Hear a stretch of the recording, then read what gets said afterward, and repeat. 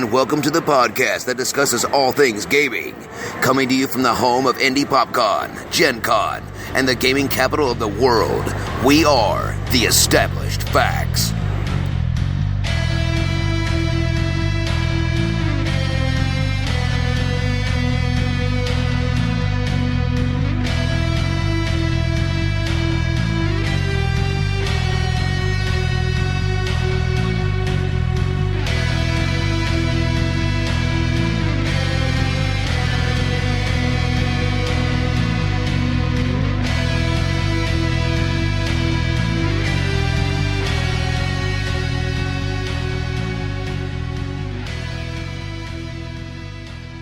What's up, everybody? Welcome. Oh, my goodness. Wow. You have great timing. He has been quiet the entire time we've been discussing, and now we're getting ready to record, and the first thing He is... got quiet. He got scared. He did. We're just going to keep going. Let's just go. He's probably eating chips or That something. was funny. That was my youngest son, Samuel, for those of you who don't know.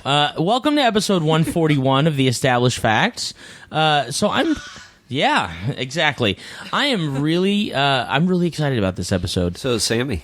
Yeah, apparently, obviously. And I'll tell you why. A few reasons. One, we have a full table, which has not happened in a while. I'm really excited about that. Two, one of my favorite established factors is actually here at the same time I am actually here. So... Kaytie is falling asleep on her microphone. I'm not falling asleep. I'm just resting my eyes. Oh, just resting. She fell asleep. No, I didn't. I was absolutely awake. If I was asleep, I would be dead to the world. She wouldn't have had her head balanced on that microphone as easily as it was. Right. Drooling on the table. Let's get real. So I'm also excited because some stuff we'll get to at the end of the episode, but more importantly, we are starting a new series for all of you awesome series lovers. So you can either follow along with us from approximately episode 141, which is what we're at right now, to it looks like we'll probably end at episode 149. So it's going to be an 8-episode stretch. Uh-oh. It's going to include 9-episode stretch. I can't count. It doesn't matter. That's not. I don't do that anyway. Math is hard. Math. Oh, you said math. You said math. I said meth. Sorry.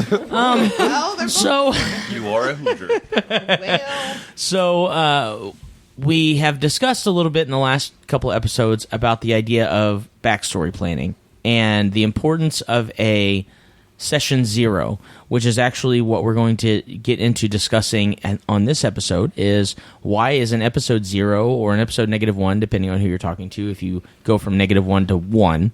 But we use, I don't know. That's not how numbers work. I know that isn't, Right. but some people, that's how they do it. You They know? do bad math. That's right, and meth. So And bad meth? bad meth? Good meth, bad meth, I don't know. Could be. So we wanted to start talking about the importance of a backstory. We're going to do 3 episodes on different techniques for building a backstory. And then we're going to do, which I'm extremely excited about, a 5-episode actual play based on the characters that are built in one of those 3 backstory builds. And a 5-second public service announcement. Don't do drugs. Don't do no, please no. Don't. Just please say no. Don't. The Established Facts does not support drugs Don't of buy any drugs. kind. That's right. Of any- Unless it's Rockstar, prescribed to you they by a give you for doctor. That's right. Right, licensed to practice medicine in the United States of America, unless That's you're, right. in Israel, in which case follow your own rules. But yeah, Well, you know. Wow. So Israeli rules. we're hello. gonna. Other countries have their own thing going on. Yeah. We've gone from gaming to the intricacies Yeah, right. of medical law across the world. This is going to be a discussion on pharmaceuticals. Apparently. Eventually we'll get to introduction. Surprise! 141 episodes in, and we give you the bait and switch. We needed a special You thought discussion this was topic. gaming, Right, exactly. That's right. All right, so we're going to go around the table, introduce everybody who's here, and then we'll get into our versus topic. All right, let's go ahead and start to my left. This is Princess Kaytie. I'm Avital. Lance. This is Ragaar, a.k.a. Jeremy. Prime. This is Josh. This is Dr. Deb, And your I- friendly pharmaceutical rep. And I obviously cut Dr. Deb off. Yeah, when who I was was our friendly trying pharmaceutical rep. rep I'm sorry. right here. I'm not used to the. She's endorsed by the AMA. That's right. That's right. And I, of course, am your interrupting host Moo. And father of Sammy. and father of the child in the other room screeching across the hall. I am your host, Big Don. So, on episode 141, we want to do a versus topic of... That's right. Individual backstories. So these would be the backstories that you sit down and you brainstorm about what kind of character, you're really asking yourself, what kind of character do I want to be? Where does my character come from? What are my character's motivations? Versus cooperative backstory building. So if myself and my brother Prime decide we're going to sit down, and though we may not have characters that are associated with one another in particular, we're going to discuss the finer points of what are our character's motivations, why would our character do these things based on what their background is, and so building that foundation of character and the direction. And before we get into the versus topic, we really want to focus the next 4 episodes on really the importance of how this can make your game better. These are not exclusive rules. These are just things that we have played with and experimented with that work for our group. We encourage you to try different things out with your gaming group and see what works best for you guys. We definitely encourage backstory building because I feel like it gives you a better sense of what you're playing, and you don't kind of get lost in the convention characters dumped, what am I doing and why would I be doing it kind of phase. So, And it gives GMs a whole lot of hooks. Absolutely. And that's actually one of my finer points later on about doing backstory. So we're going to go ahead and start the opposite way we did our introduction. So we'll start with Dr. Deb, and we're going to choose either cooperative backstory building or individual backstory building. So, Dr. Deb? So I'm going to say cooperative backstory building. Okay. Joshy? I'm going to say cooperative as well. Prime? Cooperative. Ragaar? I personally have only ever done solo, but I think on theory, I'm more into the idea of cooperative. Okay. Lance? Individual. Okay. Avital? Cooperative. Kaytie? Cooperative. Okay, well, look at that. It's almost unanimous. I'm going to be the fence sitter. No, I think Ragaar is a fence sitter, too. Well, I'm leaning cooperative. He's but leaning I'm not cooperative, familiar right? with it. I'm going to be the fence sitter because I do enjoy both equally. I enjoy being able to sit down and kind of play with the idea of what is my character going to do. Why is my asking myself those questions of why would my character decide to be a thief? Why would my character decide in his life to be a cleric? What motivated him? Who motivated him? Versus, I really do enjoy cooperative backstory because you get a chance to establish a relationship right off the bat with somebody. Give and take that just naturally comes with conversation and storytelling, if that's the motivation. So I would say, as the resident fence sitter on this one, that is why I enjoy both of them. Avital. This is not exactly related, but I just want to say, for me, for the record, for me on like versus topics like ever, like I'm almost always like eternally a fence sitter, but like, so I pretty much always like everything. Both sides. It's usually like what I have more experience with. Sure. And in this case, actually working on backstory, it's been working with other people. Right. So, I believe, Lance, you were the only one that picked individual, correct? Yes. Okay, well, why do you like to do individual backstories? There are a couple of reasons. The first is I have a process for building every character that I make. It starts with an idea, a concept of what the character is going to be. Then it moves to the image of that character and what they're going to look like. Because how they look determines what I build with them. So if it's going to be a dark elf, well, then they're not going to carry a whole lot of torches. Sure, yeah. So what the image looks like then helps build the overall character. And then the backstory I like to write because I delve, as you as one of my GMs found out, I'll write a 6-page backstory. Sure. I don't care. No one's going to read it, but it's for me. It's for me to be able to get into character, become that actor, and take that role. Then I think from session 1 to session whatever, Infinity, you build the relationships with the other characters during those. And then if you want to, for my kind of play, if you want to have a cooperative backstory or you want to delve deeper into that backstory, you have a session -1, not a session 0, because session 0 is where you build your character. Right. Session -1, where you can say, okay, this is what our characters are.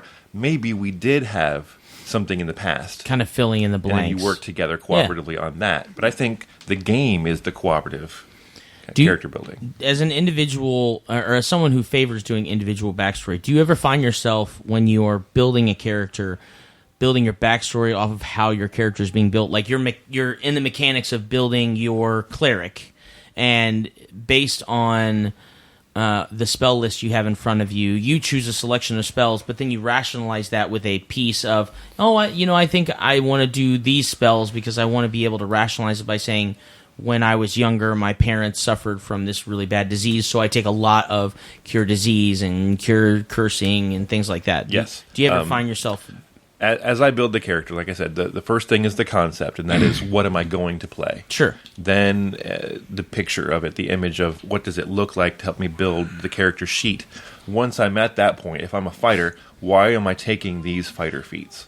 If I'm a spellcaster, why are these spells the ones that I'm going to focus on? If I'm a monk, why? Right. Okay. And that becomes part of the story, and then the story begins to write itself, and I don't have to do any work at all. Right. Okay.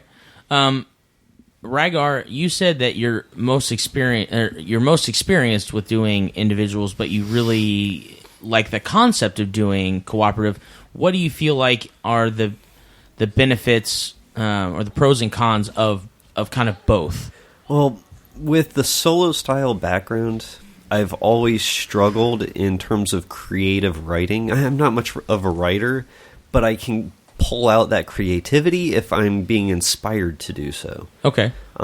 So if I'm trying to sit down and hash out, okay, what am I doing? I really, really struggle with the writing that background. If you're asking me to do a 6-page backstory, I would never ask anyone to do a 6-page backstory. Oh my goodness, I would never be able to accomplish that. Back in the last backstory I actually was able to put together was maybe a paragraph. Okay. It was like 3 sentences or maybe 6 sentences, and that probably took me a month. Okay. Do you feel like, as far as, just in general, as far as the motivation for that character, based on your backstory, do you feel like that was enough to kind of get moving in the direction that you wanted to go with the character, or did you feel like there were a lot of things that you would have liked to have had to kind of keep shaping or molding that character in the game? Speaking personally, when I roleplay, I can look at it and say, okay, this is the character I want to play. A thief, a rogue, and I'll have some motivation in terms of what my role within the group will be. Okay. So usually I'm just a filler of saying, okay, what does the party need? I can fill that. And then from session 1 to whatever, I can start building out my backstory with each session. Okay. Getting a feel of, okay, this is how the character role plays. This is the aspects of my personality that I'm putting into the character. Okay. And from that, I can start, building out that story. As somebody who has difficulty kind of thinking up backstory points and things like that, do you find yourself looking at maybe characters from a movie or a TV show or story that you've read that, and using them as kind of an inspiration for those characters' backstories or anything like that? I could see that happening, but for me personally, no. Okay. With role-playing, it's always very much been about trying to look at aspects of my personality that I don't bring out very often. Okay. Or that I wish I could romanticize a little bit, saying I wish I could be more like this. Sure. And so I try to put that into my characters. Okay. Josh, you, I know that you are familiar with a lot of different background building and things like that. What do you feel like is, in a group sense, because you said cooperative. In a group sense, what do you feel like are the biggest strengths of having that cooperative back and forth? My biggest reason for preferring cooperative background building is that I have absolutely no interest in playing in a group that has dissension. Okay. I deal with it. I don't like it. And a cooperative... Same thing, Lance. I'm totally with you. I can deal with conflict. Conflict where we disagree, whatever. But character conflict is different than player conflict based on your character. Consistently doing things that go against what the group is doing, I'm very not for that. So a cooperative background, sit down, figure out who we all are, I think is super useful because we can all figure out where we all fit in the mold. Okay. And there are going to be things that we're going to do that we're not all going to agree with, and that part of conflict is one thing. But by having the cooperative building of this is why we're together, this is the part I'm playing in the group, whatever, etc., and having that stuff established before we start playing, it helps in the resolution down the road. Because ultimately, I don't agree with what you're doing, but we're doing it for the same reason. Sure. That's why. You've done how many different background generators have you used? We did Heroes of Legend before with John and Danielle, which was the big, my goodness, big one. By the way, I wanted to do that one, but there's no way we can fit that in an hour. No. That's literally a 4-hour session. If you can find that PDF or book for sale, I do recommend it if you have a long-term game. For a short-term game, don't waste your time. Yeah. It was released in like the 80s or 90s. It's an older one. It's called Heroes of Legend. AEG, I think it was, released one called the Ultimate Toolbox that had one built in it. Paizo has one in the Ultimate Campaign book as well. With Fear the Boot, which I think we're going to explore in one of the episodes, they released something called the Group Template, which answers a lot of the questions of how you guys know each other. We actually just used it. I'm running the Emerald Spire Super Dungeon with a few of our friends. And we utilized that to help get everybody on the same page. And that was even with everybody playing Pathfinder Society, which is hard to do because with a society, you're supposed to be able to jump in and out of games, which is totally understandable because you're going to bring characters in, they're not going to agree. But the big hook with Pathfinder Society is everybody's a part of the society. So everybody is doing what's best for the Pathfinders. Right. And so the other nice motivation behind that is if you do take your character to play with another group at GenCon, say, your character is still your character. Right. Like the stories that you have had, the experiences that you have had as that character, you can still add to the group by saying, we were just at this camp the other day and we were talking to this guy, and he said this and they said that and this is how it was resolved, and just kind of using that as inspiration to continue on with the game. Go ahead, Lance. Correct me if I'm wrong. Does the Pathfinder Society allow evil characters? No. Okay, that's another notch in your belt. That is another notch in my belt because I don't like playing in evil campaigns. I've played in one, two, not a fan. Yeah. The first one that we played in, I was a little more okay with because the reality was we all were playing for power. We weren't. It was purely to take control. It was very different. The first game that because I remember that one. Yeah. I played a doppelganger in that. Yeah, we spent the whole first session fighting each other to take control of a rod. It was good. It was it was a lot of fun. And it was. We talked about this. I think it was the last episode. We talked about the key to running an evil campaign is the enemy of my enemy is my friend, and so you have to have that bigger, badder guy that you're pursuing to knock off, because once you do, you'll be the bigger, badder guy. The problem is once you have gotten to that point, all you have is 4 sessions of infighting. And that's exactly what happened. Yeah. We were pursuing this this artifact, and we beat the dude, and we got the artifact. We did all these awesome things, and then literally it was like 2 sessions of us just constantly trying to backstab each other, constantly trying to fight each other. To the point I'm trying. To the point where did you ever watch the old Super Friends cartoon, the Legion of Supervillains did exactly that. Yeah. They would fight against the Legion Yeah. of Superheroes. When they would win, they'd fall apart. Right, that's exactly it. That's what villains are supposed to do. It's all about the pursuit. When you play an evil campaign, it's all about the pursuit. Once you get to the end, if you play a hero campaign, you have a goal, and you have the pursuit to that goal, and you get to that goal, and awesome, we save the world. When it's in the evil campaign, you're like, we get to this goal, and awesome. Well, now I can hit my friend. Right. So I think friend. Right. I think the biggest- That's why the Riddler and Joker never really tentative worked that well for friend. very long. that's why I think that the Ally? cooperative story building, the biggest strength is developing the reasoning and the bond as to why you're all working together. Sure. So we commented about that. Everyone meets in the end. Yeah. That everyone meets in the end, I'm finding over time, now that I've been role-playing for almost 13 years now, is an extremely important element. You've Yes. got to know why you're working together. Yeah. It's extremely important in my opinion. I don't know why, but I do know why. I just had this flash. I just watched The Hateful Eight. Have you seen that movie? It was Quentin such a Tarantino? bad movie. It was a bad movie, but it's a Quentin Tarantino movie. So if you've watched it, you already know it's going to be a bad movie. Yeah. Well, any movie that you see Quentin Tarantino, you know what to expect. But I thought it was great because what Quentin Tarantino does so well is character association. Sure. He is like the stories are just really weird and off the wall, but the backstory and the character association are always exactly Like Lance. Pulp They're Fiction. always woven together. Talk And- about a weird movie. Yeah. But it's like when you look at the Kill Bill series, the two movies that they did with Kill Bill, you have these things that pop up in the very first movie that don't get explained until the second movie. And that's what makes you want to watch the second movie because it's like there's these questions.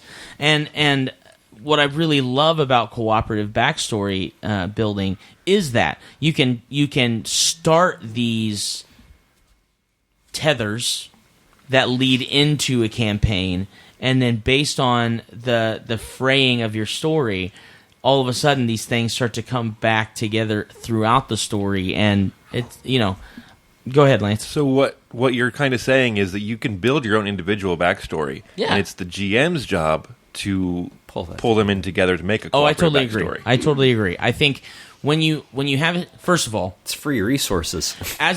amen. That is my. Let me see. Which point is that?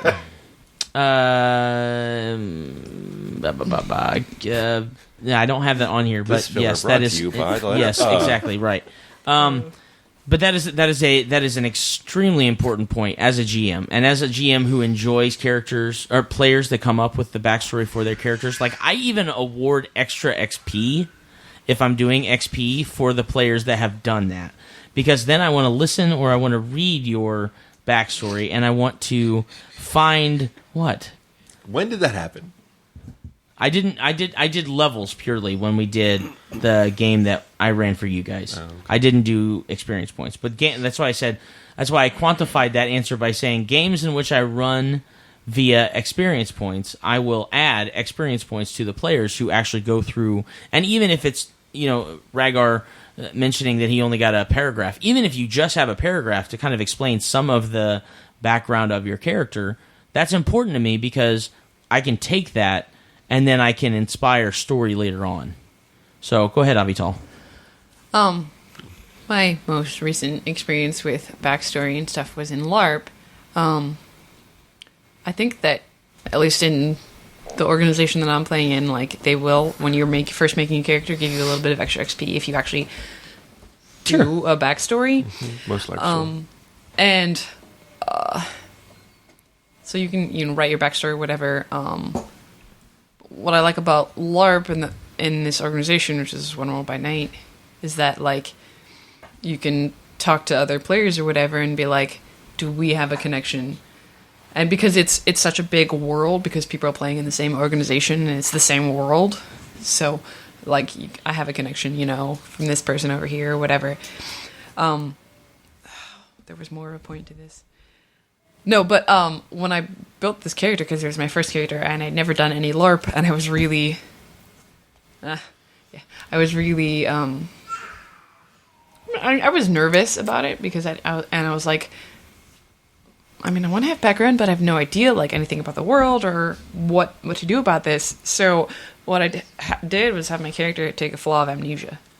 Oh, okay, that's cool. And but the cool thing about that is that the storytellers, which is the GMs in LARP, have been able to take that flaw and they've like started feeding me back a little bit. That's fun. Oh, it's some really bad stuff that she's remembered, but it's made for some amazing role play. Yeah. Because like I genuinely don't remember my backstory because I never wrote it. Right. The STs are the ones that are working on it. And so that's been like a fun thing to add to my role-playing experience. I need to write something down. I just got a game idea. So along the lines of amnesia. Thank you. Forgot the word. I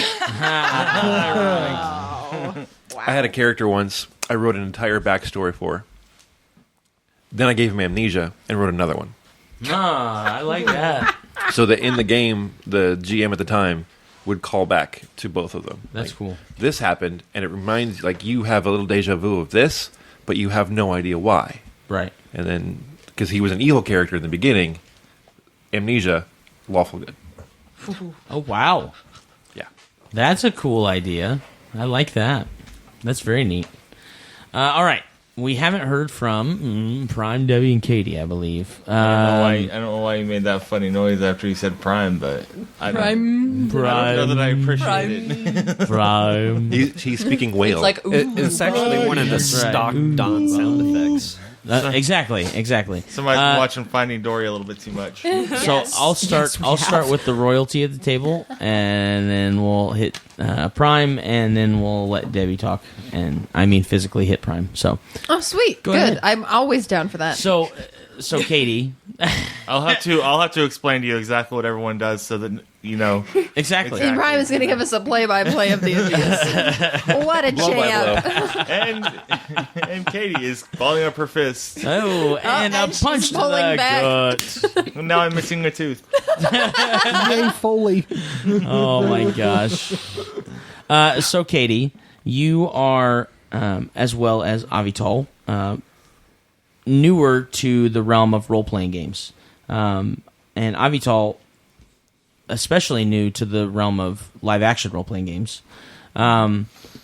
For you, when you are building a character, what is the importance in general just of having a backstory? And then I would like you to answer the second question of what do you find beneficial of working with someone else to flush that background out?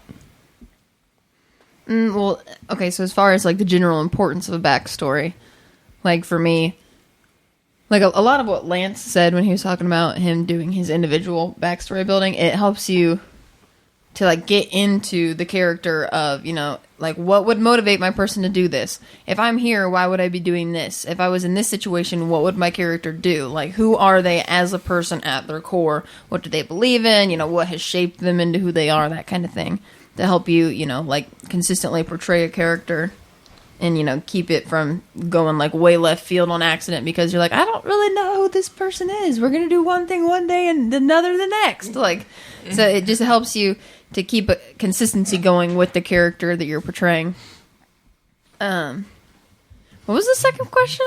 I've already forgotten. It's okay. It's totally It's okay, Dory. It's all right. I am so sleepy right now. I think that's the secondary theme of It's this that daylight podcast. savings time, man. Memory. It's the being awake since 6 o'clock last night thing. Yeah, though that doesn't That'll help. do ya, It yeah. doesn't help at all. That'll do you. So when you are fleshing out your character, why do you like to do it in a cooperative sense? Oh, because, well, I like, really honestly, I prefer cooperative, but I also like being able to do a bit of it by yourself and then having the group, like, come together to, like, help, you know, collaborate.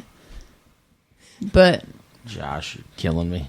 Sorry. we've got a meme lord at the sorry. table. Sorry. Josh is Josh, he wants us to stay distracting on us with track, the and memes. he's Okay. the one who's giving us memes. Guy, So that just this count meme it popped out. up. It's a cat with giant, like, paw slippers on.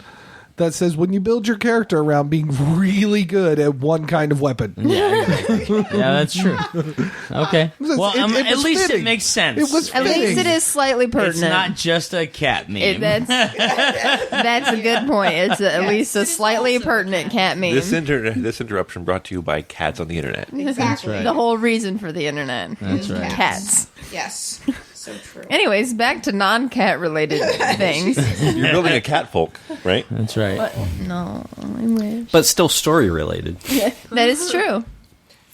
But no, having the group collaborate on who your party is as a whole, how you know each other, like what motivates you as a whole helps prevent what Josh was talking about when you've got somebody who's just like, I don't care what the party wants, I'm gonna go shoot that guy in the face, and you're like, no, please don't shoot that guy in the face. Like that we need that guy needs to be shot and in the they're face. like, nope, shoot, and you're like, oh, Gerald, not again. Like Leroy Jenkins. Oh, Gerald.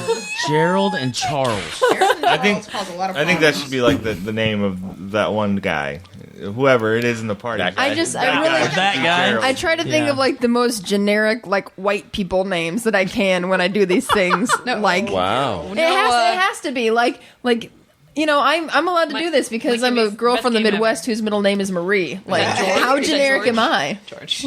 That's hilarious. Oh my goodness. So yeah, no, that's whenever I'm fictitiously talking about people, I pick a name that at least 50,000 people around me probably have that name. Yeah. That way no one feels singled out. John. Something I picked out from that is, Kaytie, you mentioned that you use backstory to help define the in quotations here, what your character would do. Mm-hmm. Versus, what about the idea of doing the what would Dory do kind of thing of, okay, what's laid out before me and then just following instinct? Something to... What's your Myers-Briggs personality? ESFP. ESFP. That's why. Because of particularly the S, they go off their experience. Not what's right in front of them. Preach, son. Thank you. So it's ironic that you bring that up. Because I believe Ragaar, Prime, and Debbie are the only T's at the table, if I'm not mistaken. Correct. And Ragaar already Lance, talked... you could argue anything for Lance, but yes. Yes. Lance is a chameleon. That's my Kobayashi Maru. I beat the personality test. He beats the personality test. He cheated. He cheated. Exactly. Personality but neutral. He got a commendation of original having thinking. multiple personalities allows me to choose which personality I want. It's whatever he identifies as at the time. It's absolutely... Commendation for original thinking. I'm going to make it and hand it to Lance. So, my brother's personality is ENTP. ENTP. Jeremy, what is yours? If you, I'm the mastermind. Is that INTJ. INTJ. Okay, so you're both thinkers, Ragaar and Prime, both thinkers. Sometimes, but you are a perceiver, Prime. Which means you can be kind of the scope, big picture ideas kind of person. So, backstories are not hard for you to come up with, for the most part, correct? Well, see, maybe I gave you way more credit off the pitch. Struggle of the TP. He can make them up. He just can't follow them. Oh, that's fine. That's fine. Unless it's the same story he's played before. My problem is it's easy to say, okay, well, I'm going to make this person, and this is going to be, this is a pivotal part in his life, this is another pivotal part in his life, and this is the last pivotal part in his life that's going to lead him to where his character is currently. This character is currently. Sure, that's a backstory. No, but not the kind of backstory that I like, because it's like... This way we have the definition fleshed out. Just so you guys know, if you weren't sure what a backstory was, you can just go ahead and skip up to what minute are we at now? We are 33 minutes. 33 minutes. It's too bad that we had to wait till the 33 minute to tell you that. But You're welcome. Yes. Anyways, We need that in the description. Go to 33 minutes It's in like- for the definition. it's Let's get back to the it's like reading a story versus reading bullet points. I can come up with the bullet points, but I can't come up with the actual filler in between. That's See. how my mind works too. and I think I need an inspirer to feed off of. Exactly. love you. Exactly. The Oh, J my also goodness. makes it really. Everything I write, everything I do creatively, I start attacking myself. It's like, no, this is awful. Yeah. What Yeah. are you doing? The credit. Yeah. You See, and my critiqued it problem before is- it even is on paper. Then stop sometimes. using a pencil and start using your typewriter. My It makes problem it is harder to just Typewriter. I can't erase that. It's solid Right. now. my problem is my character's like, oh, it does this, and then he does this, and then he, oh, look, a squirrel. What happened? Then write that into your character. right? And see, I have the opposite problem when I write my own backstories. Is I will start out structured, but because I am the guy who can do the filler, it turns into a narrative. You have side And- quests in and your backstory. I do. It's then you're- ridiculous. And then I you're know J.K. exactly what you Rowling. mean. I Like, do the same thing, Ridiculous. too. I started a backstory for a character that I played for a long time with Josh, and it went from me just putting like literal bullet points and an outline form into just going, and then he showed up and blah blah blah, and I just went into seriously. I wrote 5 more pages of text So you're just based on this narration. So you're writing a book. Yes, You're just writing a book at that point. Yes, I Have you considered a changing career? Yes. That it's interesting that the personalities came up because Donna, you and I are very similar on that, Yeah. except your perceiver adds in the side quests. I, That on the is other hand, exactly it. once Yes. it's written, that's it. Yeah. And I'm like fine tuning it as we're playing. The last game of the campaign, I'm fine tuning my backstory. No, see, maybe he went left instead of right. Yeah. And then he ran into a troll that told him to go right. Yeah. I really like. Hey, my backstory's complete. Great, you guys won the You campaign. guys totally won. You're done. Go home. Oh, yeah, that's, He fakes left. No, he fakes right. He acts fakes like he's like gonna he's- fake. he doesn't fake. He fakes himself out so much. And then returns home. and then he takes a nap. Oh my goodness! Because So he's tired of being fake, he feels bad about himself. right, exactly. And He's so fake. last with but the modern certainly, news. certainly not least, for this epic of epic versus topics, Sammy. Exactly. Yeah. Dr. Deb, backstories are important to you for your character because it helps you really establish the connection that you have with the story.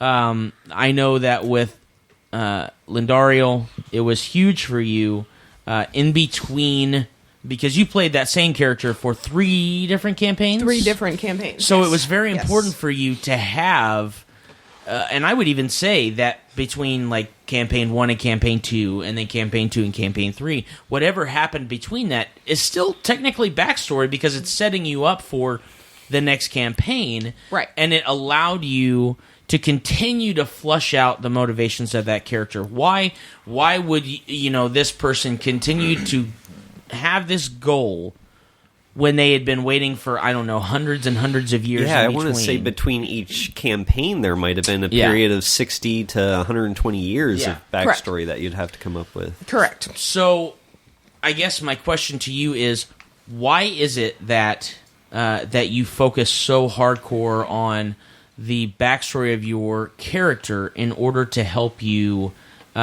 continue? Or what? I'm sorry. Let me rephrase the question before I ask it. Is any good ENFP? How many times? Or I'm actually, going with the I'm question. just going to give one more try on this one. Yeah. I'm just going to give one more try. the ENFP needs a little bit of warm up here. The Right, right, ISTJ right. is like, Right. phrase the question exactly Right. the way you want the Rephrase, answer. Your Honor.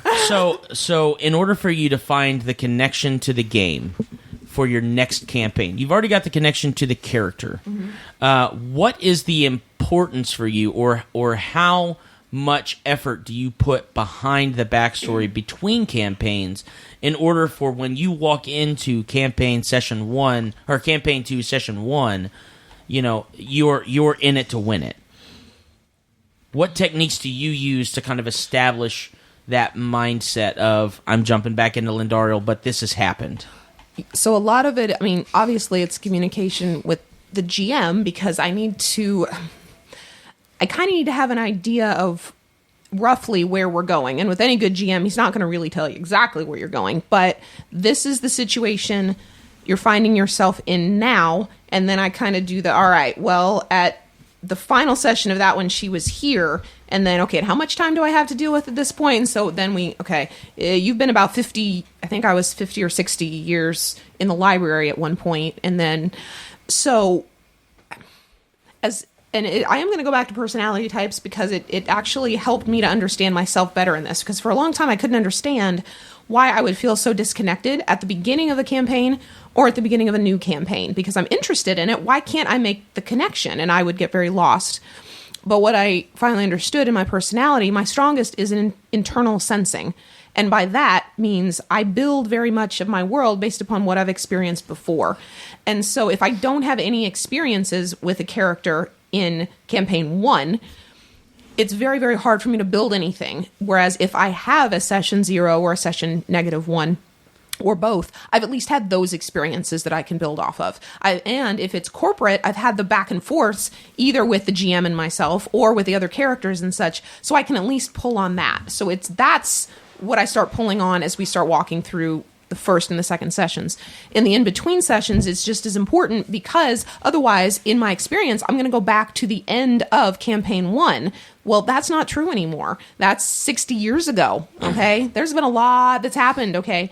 So, it would be similar to when Captain America woke up in 2000 and something, and his last memory is 1945 or 1944, right? Well, what happened in between? Of all of the characters in Marvel, and there's some brilliant characters, that moment when when you see on his face, what do I do? And that lost expression, I can totally put myself in there and understand completely because there's nothing in between for him to link. All he's got is 1944, and now I'm in this. So that lost feeling. So either sitting down and doing one-on-one, maybe with certain characters that I might have interacted with, or if I was mainly interacting with NPCs, then it's got to be with the GM of what are at least some key conversations? What are some key points? What are some key things I've been researching? Some points that I have some experience in that gap of time that I can pull on, because that's what starts making a campaign real to me. And I'm excited because I finally understand that. And it's only taken me about a decade now to figure this out,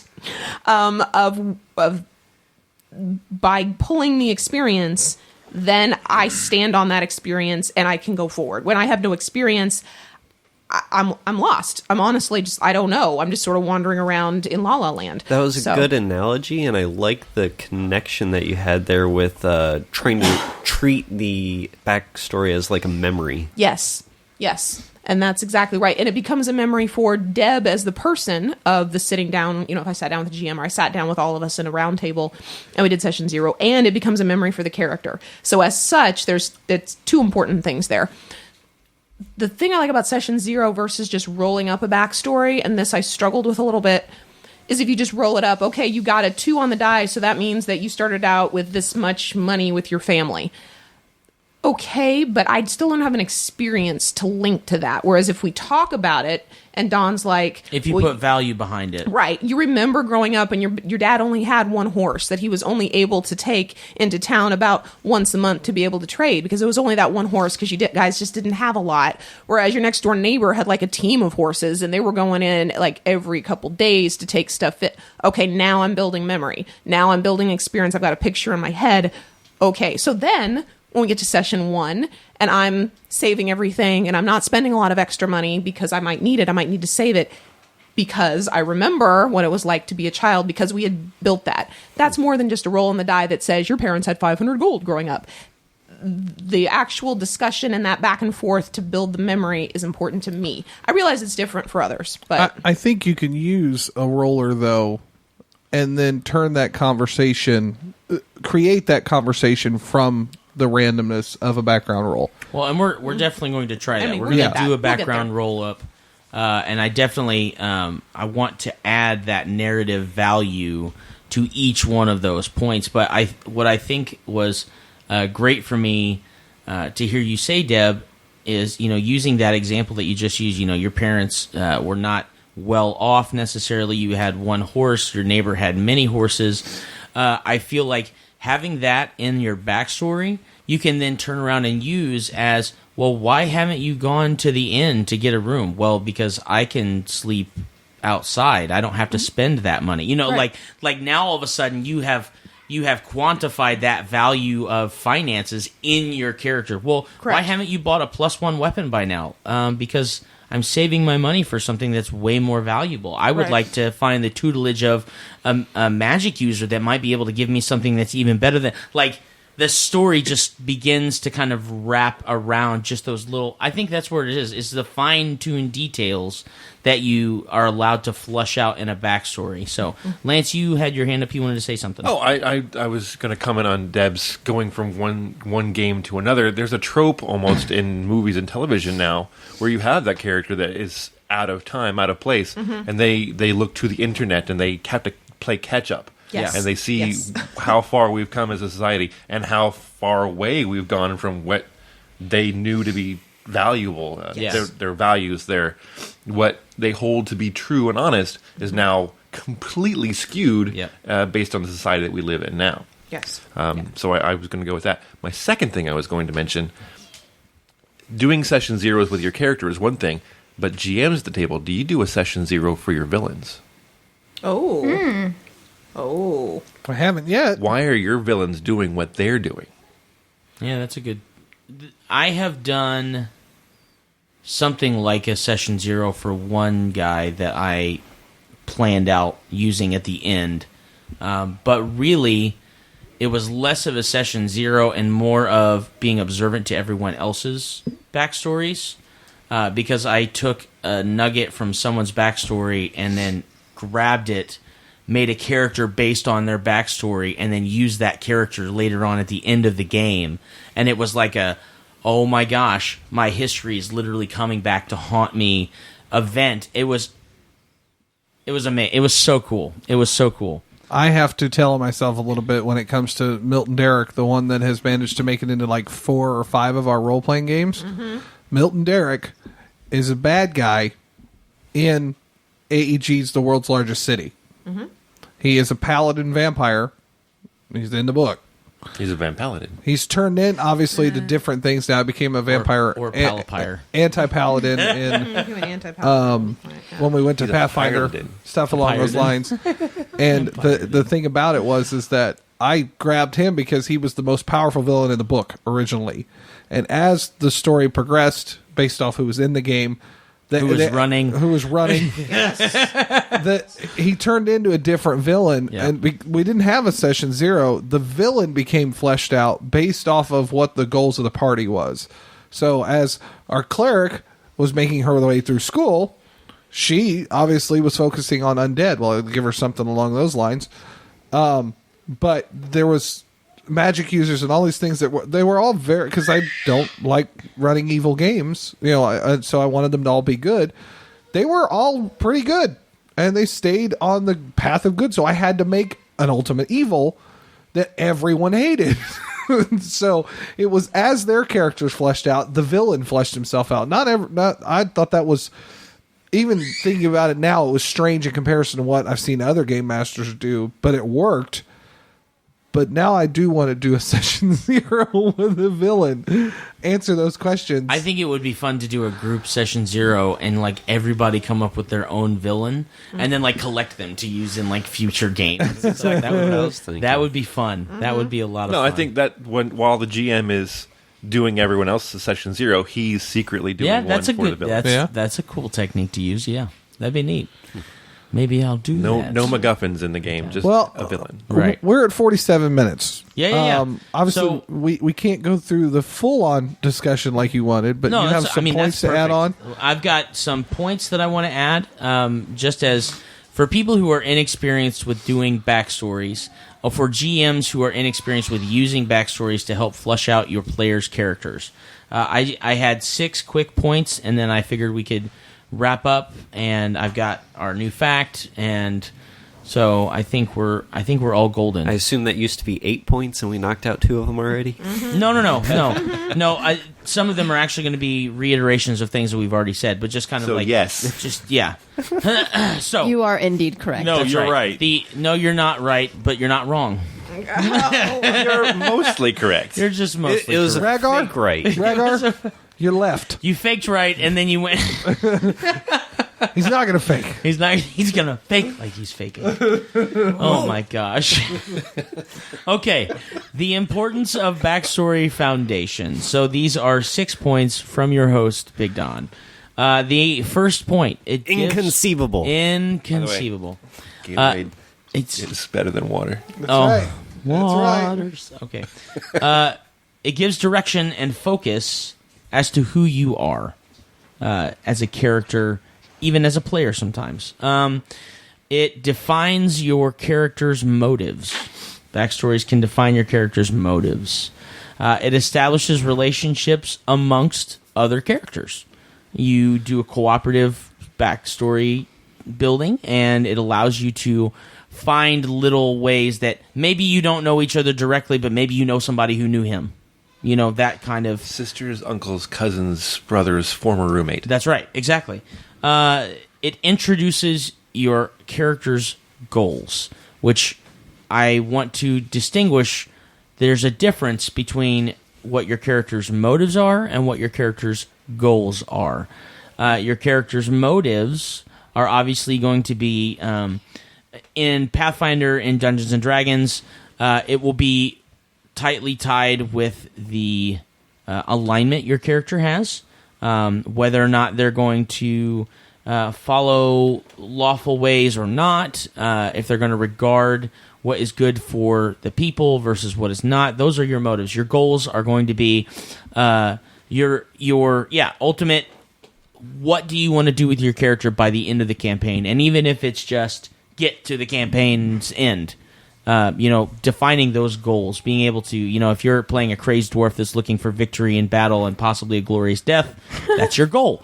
You find that in session 2. That's right, exactly. And then you build a new character. Yes. It gives you gain dimension with your character. There is a phrase used in literature and writing called a round character. A round character is a character that has dimension. You have motivations. You have reasons why you do things, and you have followed these other things. You have motives, and you have relationships with people. You're not a static character. You are absorbing what's going on around you, and it is changing your perspective or not. So giving your character dimension, you can do that through your backstory. And then ultimately, and in my opinion, this is the most important thing about a backstory, is it immerses the player with the character.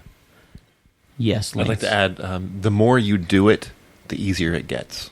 Absolutely. Like if you write and you continue to write, the writing gets easier. If you watch movies or read stories where characters have in-depth backgrounds, you have more to pull from for your own characters. Right. Well, and I remember Mike Massey made the comment he could sit and roll up backgrounds and make backgrounds of characters all day long. Like, he just loves the idea of coming up with a character, whether it's ever used in the future, ever. I think that's most players that have been playing for a while. Like, I have a Hero Lab folder full of characters that will never be seen unless my kids and I decide to play games, because they're made for a level 1 kids game. Sure.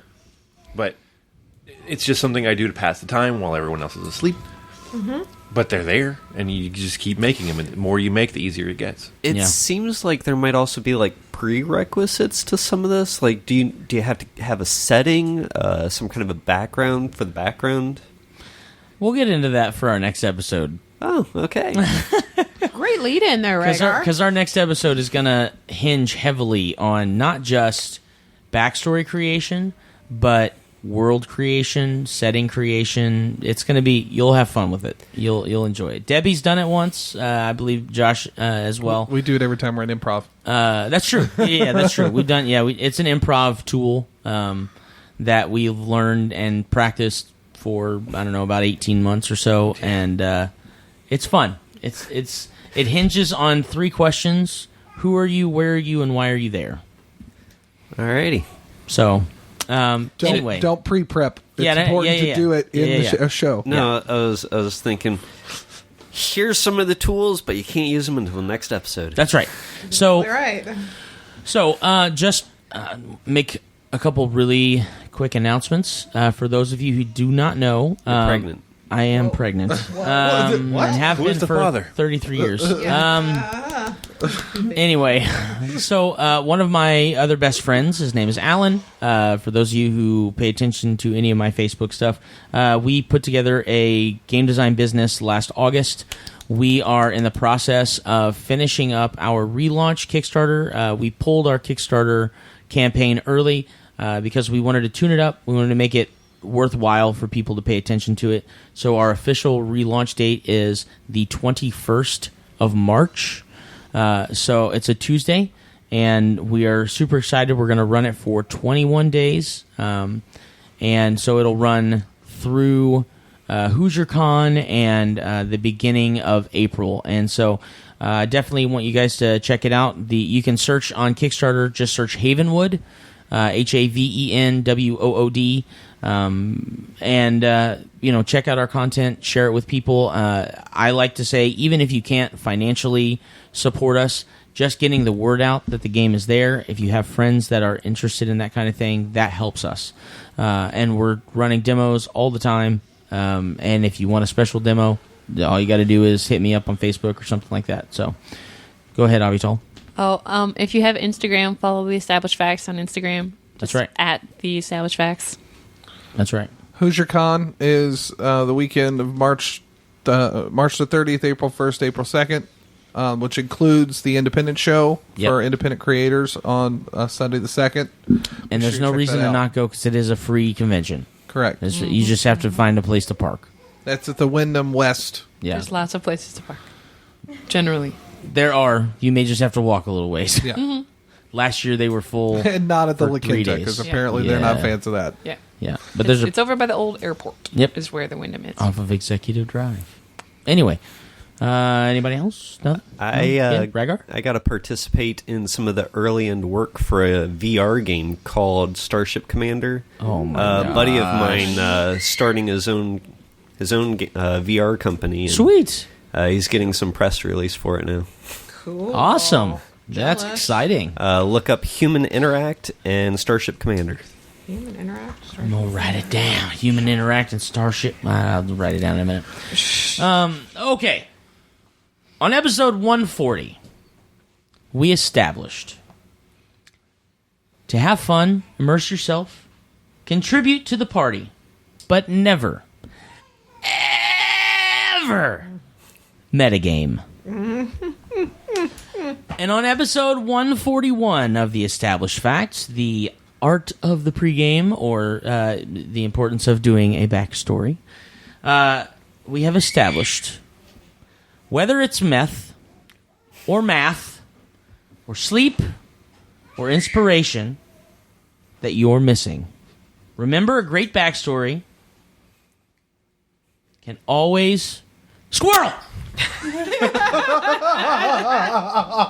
This has been episode 141 of The Established Facts. Love you guys. Thank you so much. Bye. We will check you later. Thanks. Love you too, Don. Please visit us at www.theestablishedfacts.com and our Facebook page, facebook.com/theestablishedfacts. If you would like to support us by buying some merchandise, visit cafepress.com/castingrobot. Bonus!